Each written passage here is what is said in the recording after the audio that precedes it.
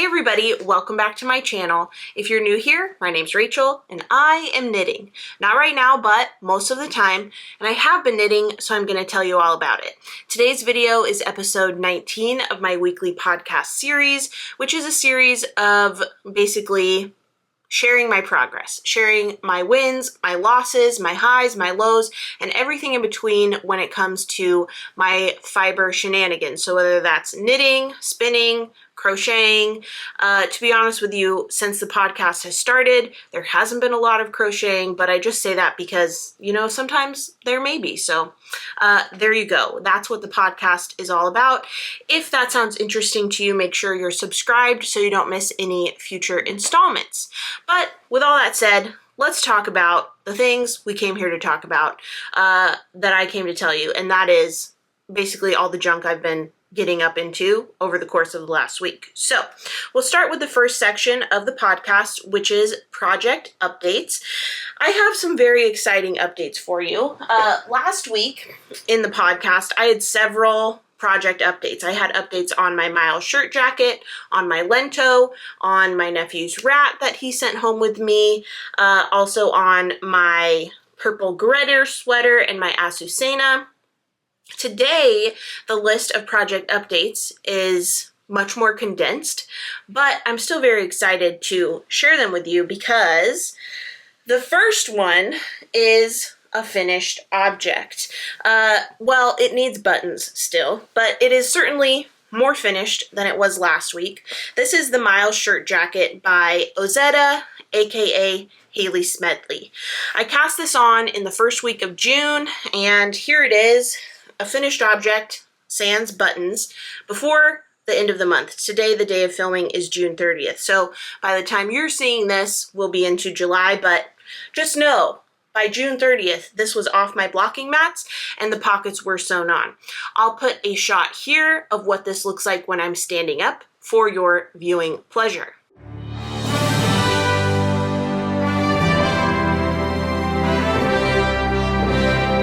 Right, excellent. You see what it looks like standing up, or with me standing up, not with the sweater standing up. I'm really, in particular, proud of the pockets. I did a mattress stitch to sew the pockets on this vertical edge, on the vertical sides. And if you haven't done mattress stitch, it's just so satisfying and rewarding.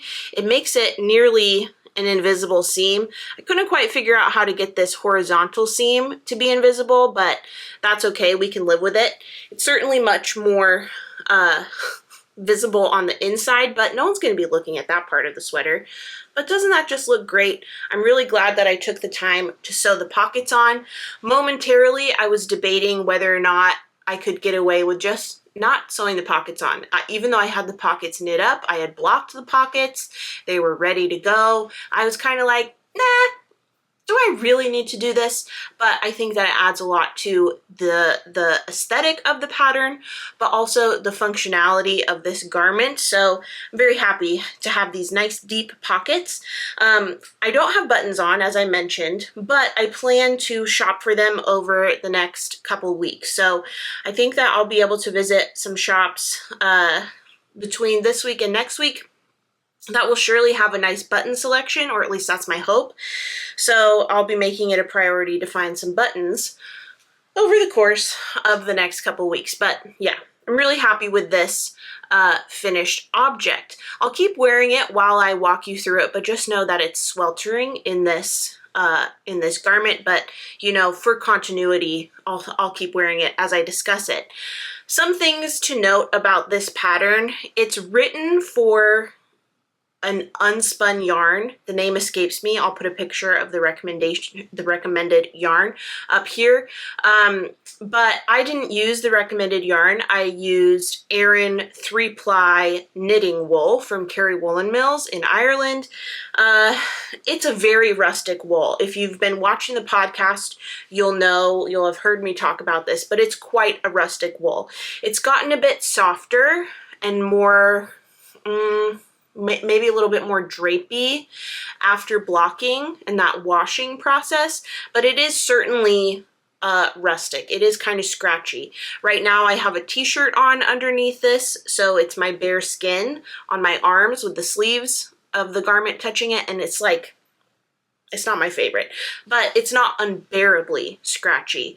But yeah, keep that in mind if you are working with a rustic wool like this.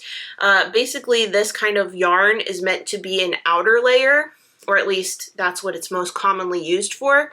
So I think I definitely need to keep that in mind when I'm wearing this. It probably will just be a lot more comfortable to have this over another fabric instead of against my bare skin. Another thing about this pattern, or at least my process making this pattern, is I was very concerned about the final fit of this, but as you saw in the earlier clip, it fits great. It's the oversized look that I was going for. I aggressively blocked this and stretched it out and pinned it to a 60-inch bust circumference, and I left it on the blocking boards, on the blocking mats, pinned like that for 7 days. So well after the time it was fully dried, it was still being kind of stretched in that pinned position. So I think that is going to help this final piece to stay at the measurements that I'm wanting them to be. I didn't want this to be a form-fitting item. I wanted this to be oversized so it could be a true outer layer and fit over a shirt, and then perhaps even a knit on top of my shirt. So there needs to be room with this final item, but I'm really happy with it. Originally, I was thinking of knitting this yarn into a cabled cardigan, but then I saw Audrey from Dusty Yarn Co. talk on her stories about how she knit a Miles shirt jacket in 6 days. And at the time, I was thinking, I need that. I need something that is cast on and then quickly off my needles. Obviously, this took me longer than 6 days. It took me about 3 weeks, but I'm really happy, really happy with the end result. So I'm gonna go ahead and take this off now because my arms especially need to be free of that scratchy material, but my whole body needs to be free of the warmth of this item. So yeah, there's my Miles shirt jacket.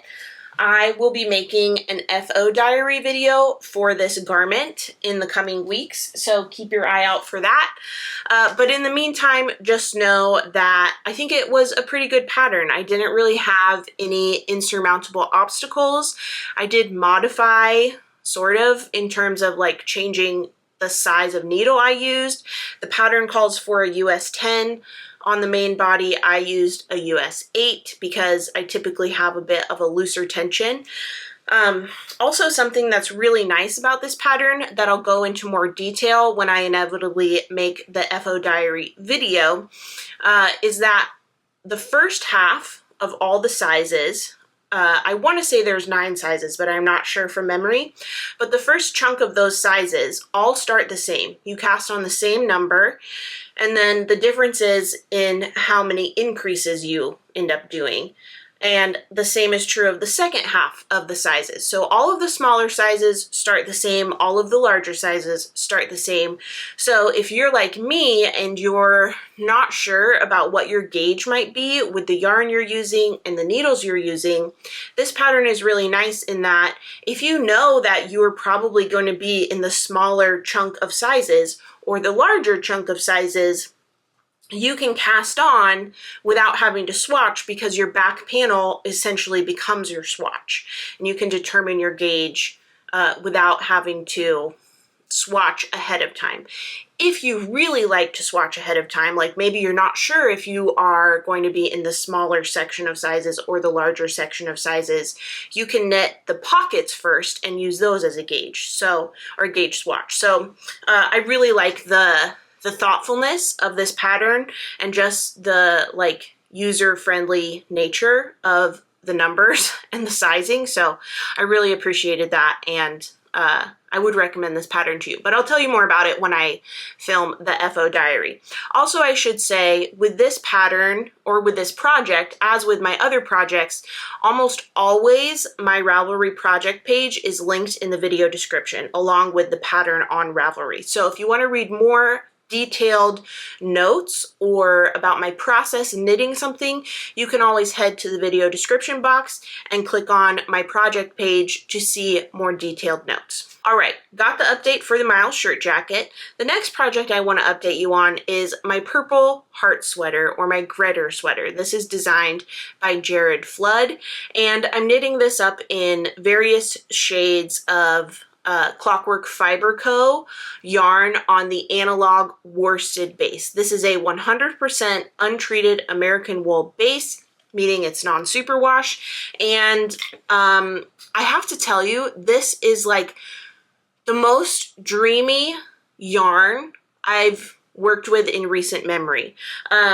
I don't know if that is because after working with the Kerry Woollen Mills yarn on the Miles shirt jacket, which is so rustic, so rough, I don't know if just because I've knit on that before moving to this yarn from Sam of Clockwork Fiber Co.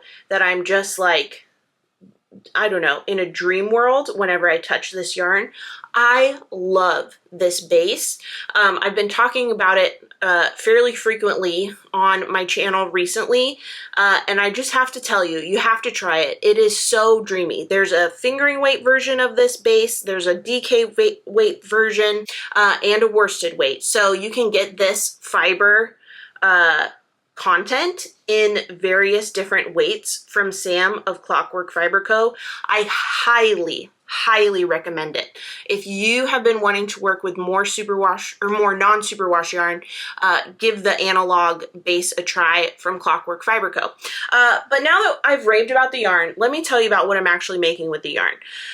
I'm making the Gretter sweater. Now, I cast on the sweater a bit ago, and it quickly became apparent to me that I think I was making a size or 2 sizes too large. So yeah, basically what I did was, one of my hairs is stuck onto this. I used the numbers from my Cal cardigan. Basically, okay, here's the story. All right, just here's the deal. The needles that I'm using for the Gretter, for the main body of the Gretter, are the same needles that I used for my Cal cardigan, which is a US size 7. So I used what I learned from knitting the Cal cardigan, knowing that a size in the range of 280 stitches for the body is far too large for me. So I looked at the number of body stitches for the Gretter, and I decided to cast on a size that had around 260 body stitches.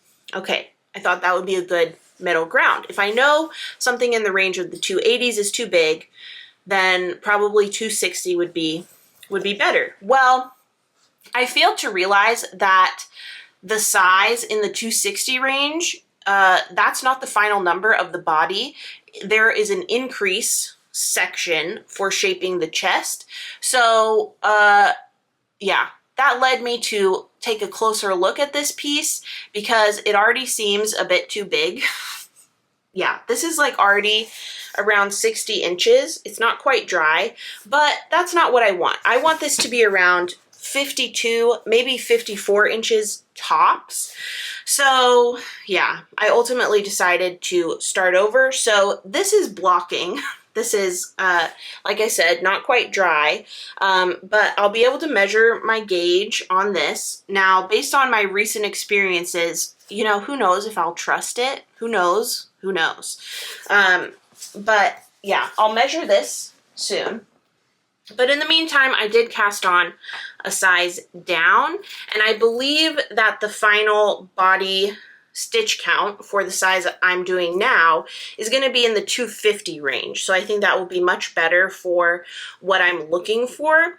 And I have to tell you also, I've talked about this recently on the channel, saying that there's a difference between process knitters and product knitters. And I've gotten comments before when I've shared that I needed to start over or I need to frog, and my frustration, my disappointment about that.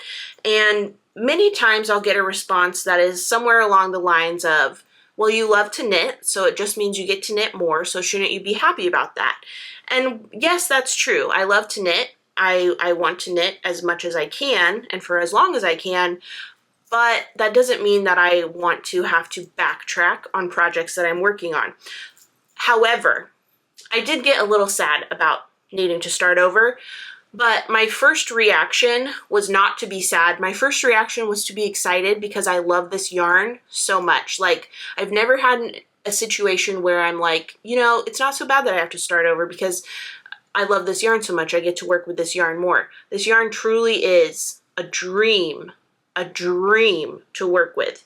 But then after that initial reaction, I did kind of get the blues, but yeah, anyway, this is the second attempt.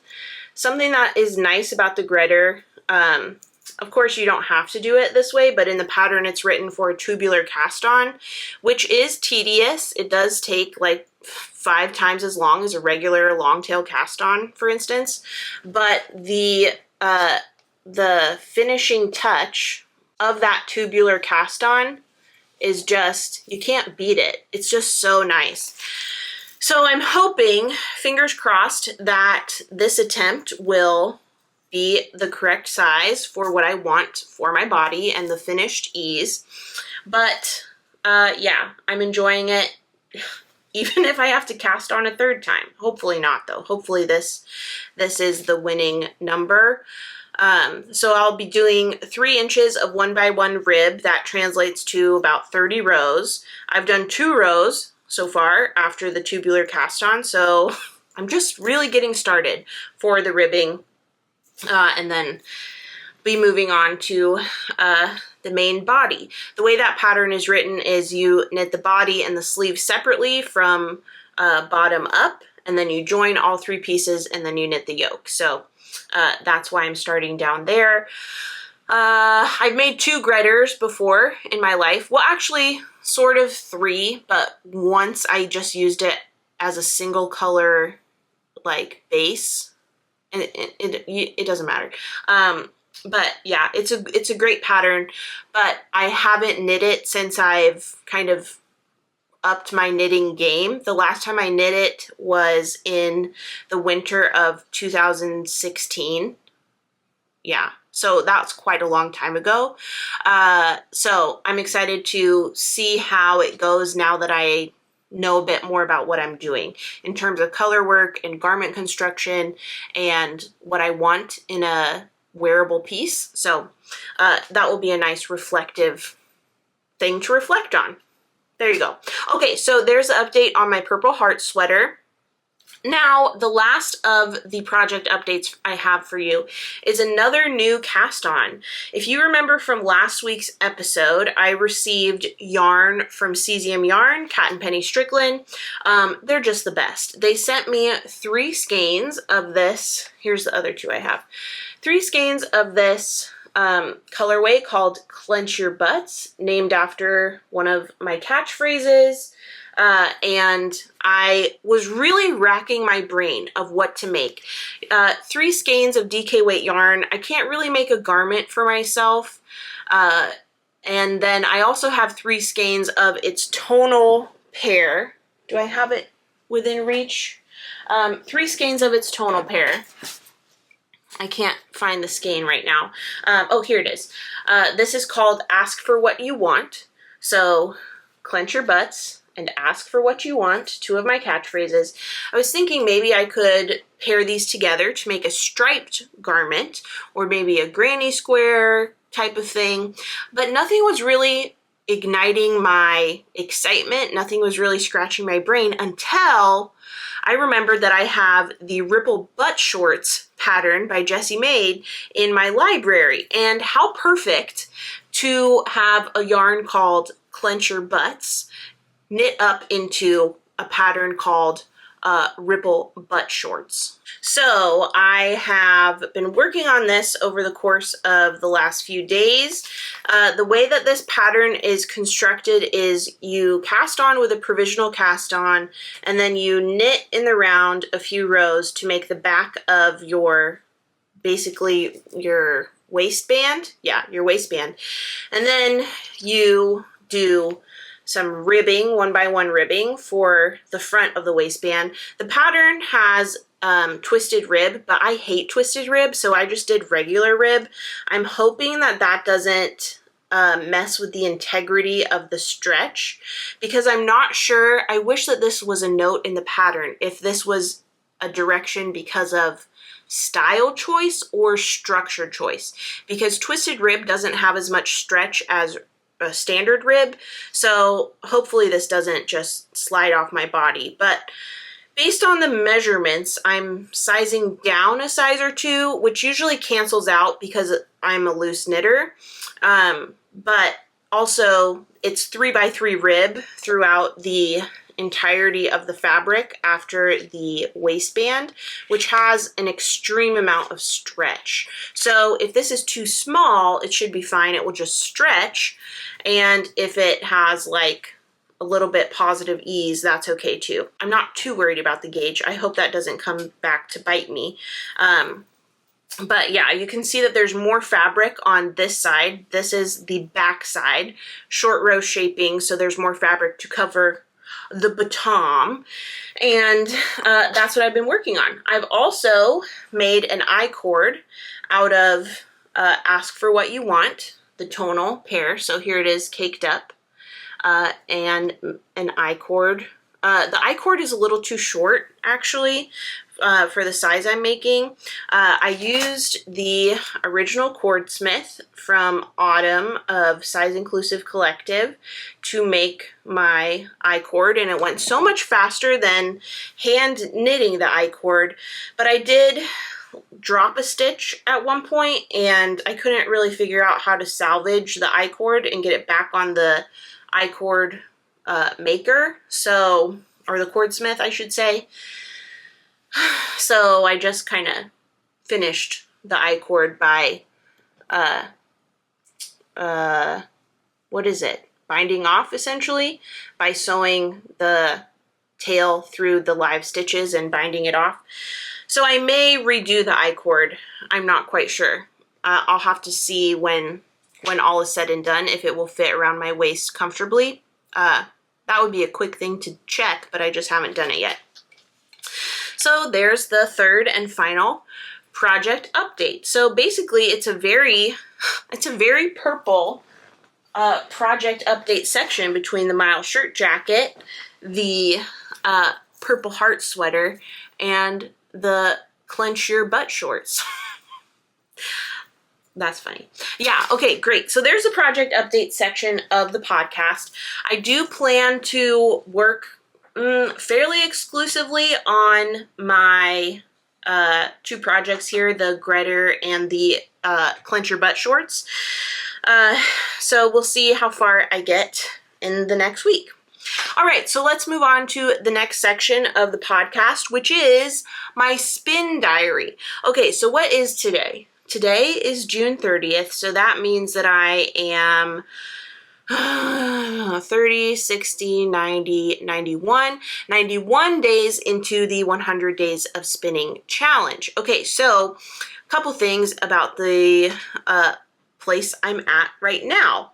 I have an exciting update. Let me grab it. I have a fresh new homespun skein to add to my collection of yarn that I've made myself.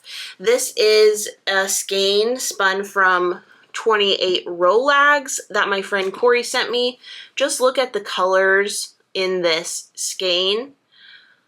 You know, some places are better than others. What's going on here? I don't know. But it's just really pretty. It was really, really fun to spin these Rolags. I learned a lot about fiber prep. I definitely want a blending board so I can make Rolags myself, because I found that spinning from Rolags was really, really easy and nice, and had like a predetermined like thickness of the draft. It was great. I really, really liked it. So definitely want to continue spinning Rolags in my future, but I'm really, really happy to have this beautiful little skein of homespun yarn from the Rolags Corey sent me. This, if I'm remembering correctly, this is like a true no waste skein, because this is the rolags were made from fiber left over from when Corey was spinning. So waste not, want not. Share with your friends, and this is what can happen. So there's an update there. So far in the 100 days of spinning, I have 2 skeins of homespun yarn done. Really 3, because I have a tiny little mini skein, but that's an exciting update. I've also been working on this purple Coriadale on Elliott Stapler, my e-spinner from Dreaming Robots. I gotta tell you though, this hasn't been scratching my brain that much this week. Yeah, I've had some issues with uptake on my e-spinner. Like, it just seems like so temperamental compared to Spinelli, my spinning wheel. So I found that when I am spinning lately, I'll choose to spin on Spinelli over Elliott Stapler, the e-spinner, just because I like never have issues with uptake on Spinelli. My issues on Spinelli are going too fast and like needing to remember to slow down, but never really with uptake. So that leads me to the next update, which I will show you in another shot. Look at this. This is fiber that I'm spinning on Spinelli. This is the Clench Your Butts colorway on fiber. So this fiber is 100% non-superwash Shanico fiber, again from Cesium Yarn as part of the Clench Your Butts collaboration between them and myself. And I have to tell you that after working with this fiber, Shanico fiber is the only fiber I ever want to see, hear, or know about. I mean, obviously that's an exaggeration. That's not true. I want to try a bunch of other fibers. There's so many other fibers out there that I want to get my hands on, but right now, Shanico is my favorite fiber. It is so delicious. You've seen enough. Come back here. Okay, so listen. Shanico fiber is so delicious. I haven't tried the superwash version, but I do have these 2 braids of the non-superwash. So I have this braid still. This is Ask for What You Want. So I obviously haven't spun any of this up yet. But the Clench Your Butts fiber that I'm spinning and that's currently on my bobbin is just a dream. And I have this much left of the Clench Your Butts braid that I haven't spun up yet. I don't know if I'll be able to get this done. I don't know. I mean, I will get it done. I don't know if I'll be able to get it done today or tomorrow. But it's gorgeous. It drafts so beautifully. It's so soft, but it still has a really strong grip. So I love it. I'm just blown away by this fiber. And I want to knit with it. I want to spin with it. I want to just feel it against my skin. I love it. So if you haven't tried Shanico fiber, this is your sign. You have to try it if you want. But it's amazing. I really like it. I know that Cesium Yarn obviously carries this. I've heard that Miss Babs carries yarn that's Shanico as well. So definitely give it a try if you haven't tried it yet. I'm a newer spinner. I've only been spinning for 91 days, but yeah, I really love Shanico fiber. And I learned that Shanico sheep are a blend or a cross of merino and rambouillet. So if you're an experienced spinner, maybe that will give you an idea of what kind of fiber. Like, I feel like the staple length for this is pretty short, but because it's grippy, it's so easy to spin. Okay, I've only been spinning for 91 days, as I said, but I already know that merino has a reputation for being difficult to spin because of its short staple length. Okay, great, totally understandable. But even though this has a relatively short staple length, I think, like it's shorter than the Coriadale staple length for sure, because it's grippy, it's not difficult to spin at all. So I'm really enjoying that. yeah, so there's updates on my spin diary. The next updates that I have for my spin diary are kind of bittersweet, and that is that the 100 Days of Spinning Challenge is coming to an end. As I've mentioned, if I did the math right, today is day 91. That means there's only 9 days left. And basically today and maybe tomorrow, but tomorrow at the, latest, either today or tomorrow will be my last day participating in the 100 Days of Spinning Challenge. And also, Tour de Fleece started yesterday. So Tour de Fleece goes from yesterday, June 29th, to I want to say July 23rd. Yeah, that's what I want to say. And I'm on a super, super casual team with Leslie of Knit California and Camry of Golden Hour Knitwear, where we're just kind of chatting via Instagram DM about what we're spinning and what our progress is. So it's super casual. We don't have any like homework or set goals or anything. I don't really know what other Tour de Fleece teams are like or what the norm is, but that's what we're doing.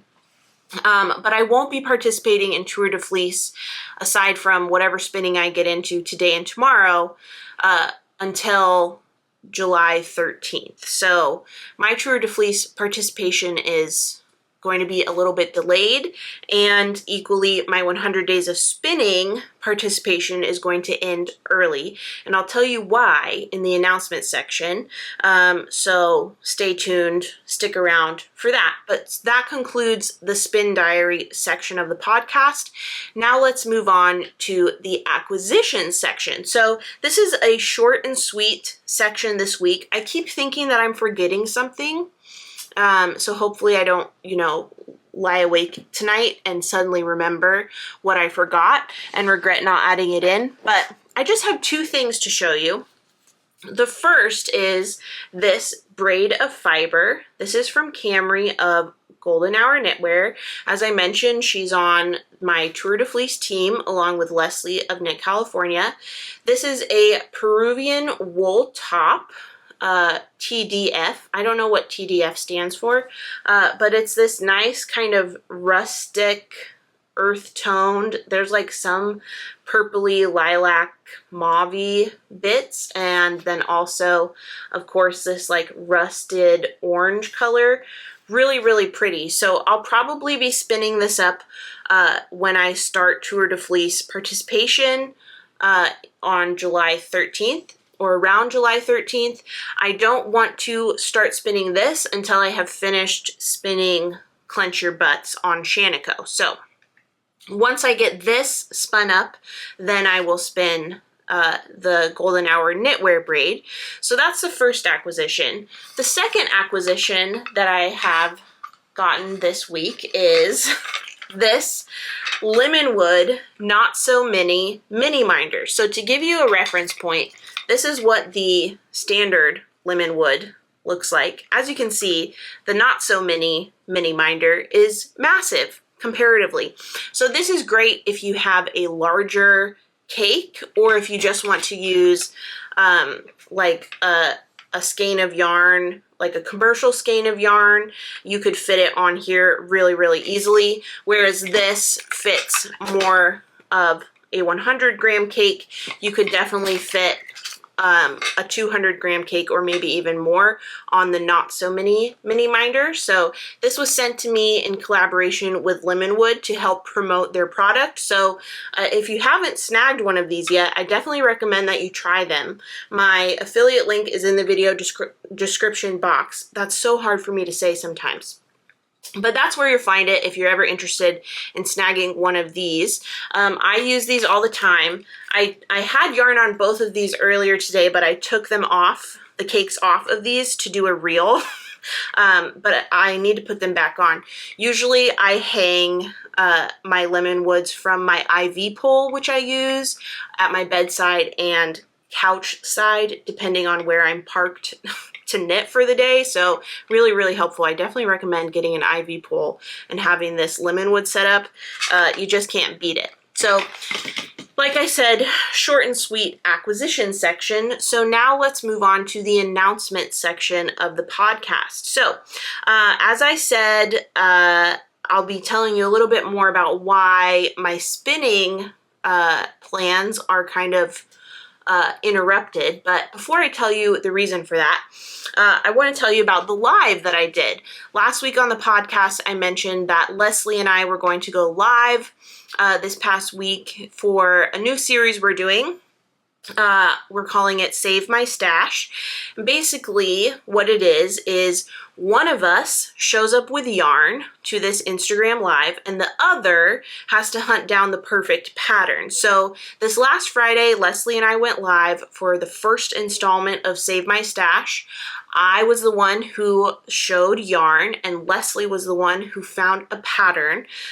Leslie didn't know what yarn I was going to choose beforehand, and she did really well. She did really well. I showed her this sweater quantity that I have of Cascade 220. It's in the colorway, I think, 1948. Yep, if my memory serves.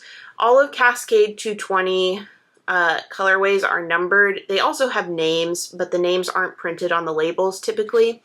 But I had 8 skeins of this really pretty, darker, dusty purple. And I wanted some inspiration of what to make. And Leslie came up with 5 suggestions. She suggested the step-by-step cardigan, the Lakes pullover, the Zakuri cardigan, the Book Club cardigan, and the garden cardigan. Yeah, I ended up sharing all the reasons I liked or disliked any of those 5 suggestions, and ultimately I agreed that the Book Club cardigan would be the best option for this sweater quantity. So even though I'm not obligated to go with Leslie's pick for this yarn, I really do like that suggestion, and I may be casting on a Book Club cardigan in my future.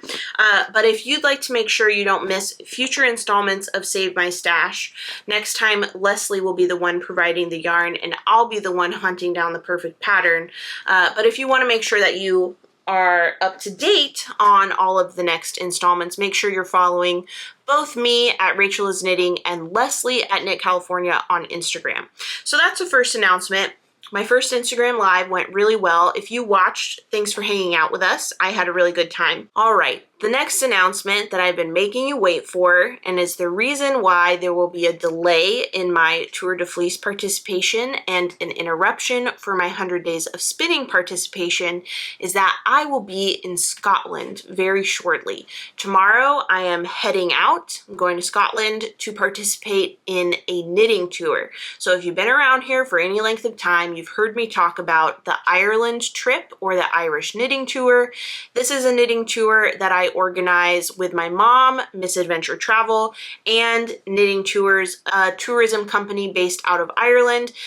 Together, we work to put on basically once-in-a-lifetime experiences for like-minded people who want to come together and knit and sightsee and learn new techniques and make lifelong friendships. So I'll be going on a Scotland knitting tour to get ideas and intel for future Rachel is Knitting tours. So if you've ever seen the Irish knitting tour and thought, man, I would love to do that, and I would love to do a Scotland version, you're in luck.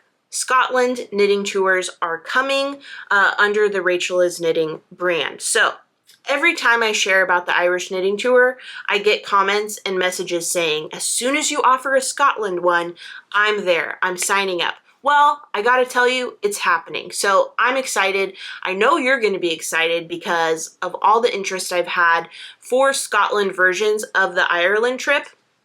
So I'm really, really excited about this prospect. I plan to document the trip and share all of it that I can with you, and I just think it will be amazing. So with all of that said, make sure you're signed up for my email list. The Google form is linked in the video description box under the announcement section. The email list members are going to be among the first able to sign up for future trips, including Scottish knitting trips. So make sure you're signed up if you're not already.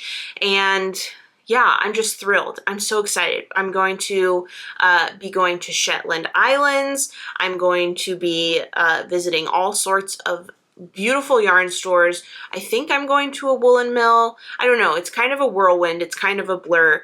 But rest assured, I'll be making lots of content to bring to you that will go up here after I'm back and I have time to kind of decompress and process and edit and compile all of the good experiences that I've been having. So if you want a little bit more real-time updates, make sure you're following me on Instagram. I'll be active as much as I can on stories and on my grid.